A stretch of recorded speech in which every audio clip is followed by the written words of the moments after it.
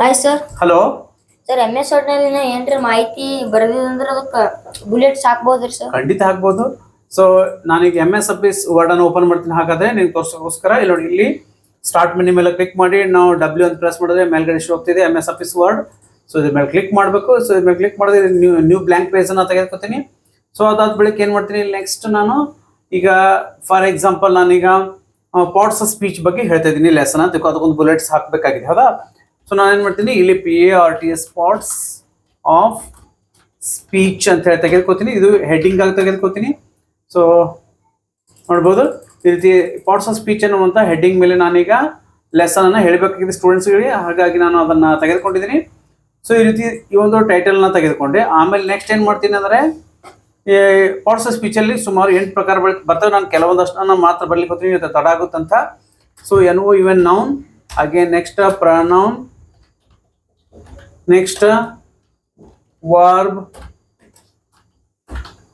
adverb. So ಈ ರೀತಿ ಬರಿಬೋದಾ? adjective. ಸಾಕು, ಇಷ್ಟನ್ನ ಸಾಕು, ಯಾಕಂದ್ರೆ ಹೆಚ್ಚು ಸಮಯ ತೆಗೆದುಕೊಳ್ಳೋದು ಬೇಡ. ನಾನೀಗ ಈ ಪಾರ್ಟ್ಸ್ ಆಫ್ ಸ್ಪೀಚ್ ಅನ್ನೋದನ್ನ ಟೈಟಲ್ ಆಗಿ ತೆಗೆದುಕೊಂಡಿದ್ದೀನಿ. ಸೊ ಹಾಗಾಗಿ ಏನು ಮಾಡ್ತೀನಿ ಅಂದ್ರೆ, ಈಗ ಈ ಒಂದೊಂದಕ್ಕೂ ಬೇರೆ ಬೇರೆ ಬುಲೆಟ್ಸ್ ಅನ್ನ ಹಾಕ್ಬೋದು. ಆದ್ರೆ ನಮ್ಗೆ ಸಬ್ ಪಾಯಿಂಟ್ಸ್ಗಳಿಗೆ ಒಂದೇ ಬುಲೆಟ್ಸ್ ಹಾಕೋಣ. ಮೇನ್ ಟೈಟಲ್ ಏನಿದೆ ಅದಕ್ಕೆ ಒಂದು ಬುಲೆಟ್ಸ್ ಹಾಕೋಣ, ಹೌದಾ? ಸೊ ಈಗ ನಾನು ಈಗಾಗಲೇ ಟೆಕ್ಸ್ಟ್ ಬರ್ದಿದ್ದೀನಿ, ಹೌದಿಲ್ಲ? ಸಿಂಪ್ಲಿ ಏನ್ ಮಾಡಿದೆ, ನಾವು ಯಾವ ಟೆಕ್ಸ್ಟ್ಗೆ ಬುಲೆಟ್ ಹಾಕಬೇಕಾಗಿದೆ ಆ ಟೆಕ್ಸ್ಟ್ ಅನ್ನ ಸೆಲೆಕ್ಟ್ ಮಾಡ್ಕೋಬೇಕು ಫಸ್ಟ್, ಹೌದಾ?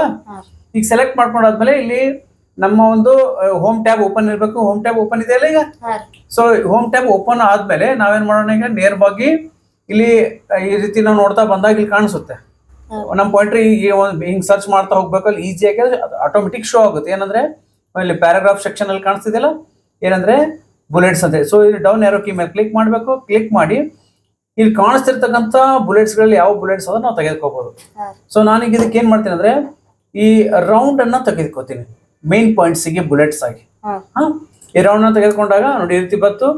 ಆದ್ರೆ ಇಲ್ಲಿ ಕೆಳಗಡೆ ಯಾಕೆ ಬಂತಂದ್ರೆ, ಇಲ್ಲಿ ಫಾಂಟ್ ದೊಡ್ಡದಾಗಿದೆ ಪೇಜ್ಗಿನ, ಅದಕ್ಕೋಸ್ಕರ ಈ ರೀತಿ ಆಗ್ತಿರ್ತಕ್ಕಂಥದ್ದು. ಸೊ ಇದನ್ನ ನಾನು ಸ್ವಲ್ಪ ಚಿಕ್ಕದು ಮಾಡ್ಕೊಳ್ಳೋಣ, ಹೆಡ್ಡಿಂಗ್ ಅನ್ನ ಬಂತ. ಅಥವಾ ಇದು ಬೇಡ ಸರ್, ನನಗೆ ಚೆನ್ನಾಗಿ ಕಾಣ್ತಿಲ್ಲ, ಬೇರೆದ್ ಹಾಕೋತೀನಿ. ಹೌದು, ಬೇರೆದ್ ಹಾಕೊಳ್ಳಿ.